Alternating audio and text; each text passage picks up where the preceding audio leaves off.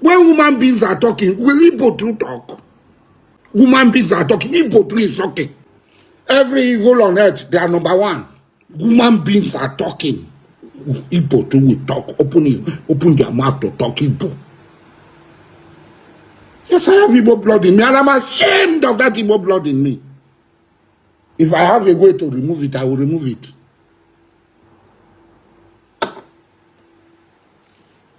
Human beings are talking, Igbos too are talking. Quick. Always abusing other people as if they had anything, nothing. Good morning, good afternoon, good evening, depending on wherever you are watching us from. Is Condemning of Politics on the Street. You can subscribe to our YouTube channel, like our videos, share, comment for more political discourse. Now, there's a video making rounds, going viral.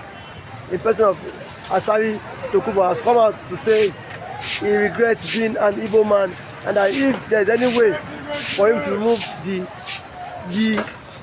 Igbo DNA out of his body, he would gladly do so. Now he has come out, that same video has come out to say, to condemn Igbo, to speak about Igbo, and to also condemn the Biafra struggle, that this Biafra struggle has also brought shame to people. How can you be sir? Let us look at the genesis of ASARI Dokubo's rhetoric recently, trying to take a bite always on anything that has to do with Igbo. Who is ASARI Dokubo, and when did we start having ASARI Dokubo around? This is a guy who came out often and claimed that he is from Abia State, or Hafia precisely, and then if you are from Hafia, how then did you find yourself in Bayelsa, and hearing Bayelsa name, or something like that, even though we know that, subsequently you have changed your name, trying to suit whatever you want to do with it. But you said you are from Abia State, your lineage is linked to Igbo, but every now and then you come up with different perspectives, making people to look at you as somebody who has derailed, mentally, or somebody who seems to have to be taken, that should be taken to a place where maybe a medical attention should be consulted to ascertain the level of damage personally you have done to yourself that have warranted you to continue to struggle over yourself, over your identity and who you are. We know ASARI Dokubo in 1999 when when the democracy under Obasanjo came to place. And unfortunately for that period, I wouldn't say unfortunately, we have three ethnic military, of course, that came up as at that time. We have the Ariwa Consultative Forum, led by, or whatever, the way you are going to, the Ariwa, the way you are going to look at it, you have the Yerima Shetima as at that time. In the southwest Yoruba land, we have the OPC as at that time, and we have Wazirike Masop at that time, that was under Obasanjo, and the struggle, for the revival of the soul of national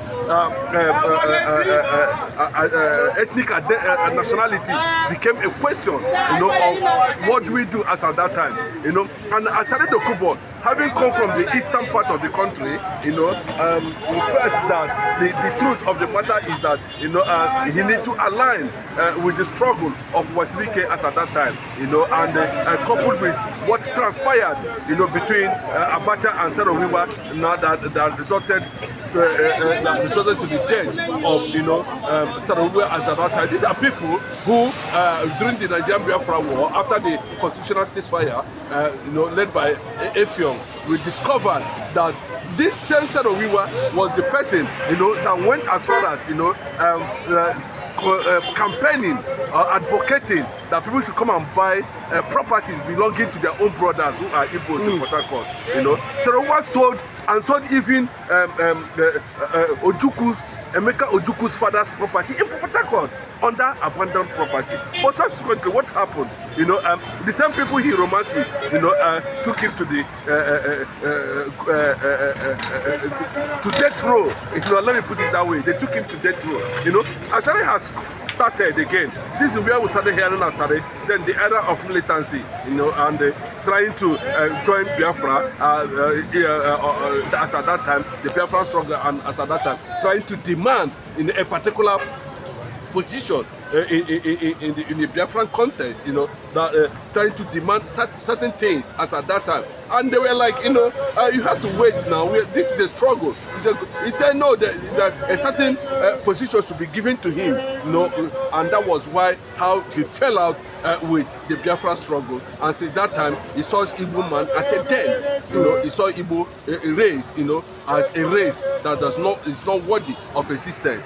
He saw Igbo as a race, that does not eliminate. But unfortunately, Asari have never told himself and his generation the truth, but he was surprised just like a few weeks ago. The same people he said he's controlling came out and told the whole world that Nnamdi Kanu is innocent, that they are the people in charge of Niger Delta, and if government does not try to release Nnamdi Kanu as stipulated, they will consider the entire oil manifold in the entire Niger Delta crippled, destroyed. They make it openly, and they said they have been watching development, ever since Nnamdi Kanu was kidnapped from Kenya. So who is Asari Dokubo? Simply because he was not able to find his feet or in anything that has to do with the Biafran struggle. So Asari Dokubo understand that at every point in time, he need to get a certain level of attention by demarcating where he comes from, or trying to appeal or appease those who are, who is getting scrums from. Look at the issue of Niger Delta. Apart from government Tombolo, whom have felt that, at least his position, but have felt has reservation over Asari Dokubo and the rest of them who had just seen the struggle for, emancipation of Niger Delta men as at that time, and has continued to romance with the enemies that have destroyed Niger Delta entirely. With that Niger Delta, I don't think that Nigeria today as a nation will actually have a lifeline, given the amount of resources that is coming out from there on daily basis that has sustained Nigeria as an entity. But still, in most oil producing communities in those areas have no access road, have no light, have no electricity, have no government, have no infrastructure. So the same Asari Dokubo is not seeing all those things to look at. All he always says, all he always come to tell you, that the Igbos are deceitful. The Igbos are deceitful. He also made that claims that Igbos are deceitful, and the Igbos are number one when it comes to ritual. And then let me tell you, the truth of the matter is that something you do not understand the secret, you do not know how it works. You cannot call somebody like Jacob in the Bible. You know how many Jacob? We have the first Jacob and we have the second Jacob. Will you say those miracles that happen are rituals? If it is rituals, why is it that Asari Dokubo himself, apart from going into oil bunkering, stealing crude oil, and aligning with the enemies that have destroyed Niger Delta, he wouldn't have been where he is today. He wouldn't have been rich. He wouldn't have, whether if actually he's rich. An Igbo man is resilient. An average Igbo man is resilient. Go and listen to Cosmos Madoka, the description of Cosmos Madoka, Costaris, of definition of what it takes to be a Republican Igbo. It takes you at every era 7 good years. At every era 7 good years. It has stages. You have the first 7 years. You have the second 7 years. 21 good years for Igbo to define their own business. 21 good years. Who among the tribe in Nigeria has that resilience? It's not there. So Igbo has become a center of attraction of everything, because we know that we are aggressive in business. Igbos are not rituals. They're not ritualists. They are blessed. These are people where anywhere they step their foot, they step their hand, they step their leg, they illuminate. You see some level of transformation. In Lagos State, what is ritual? You know, I don't understand the definition of ritual. You know, Igbos has always been something they have always been from the beginning of this earth. Even the Biafran cause, the Biafra does not belong to anybody.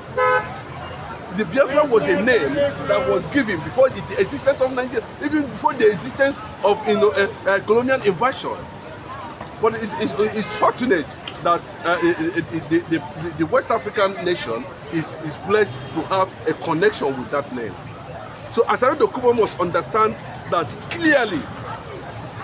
One, irrespective that Igbos have not been able to enjoy massive support at the presidential level, at the presidency, but still, you cannot take that ingenuity from them.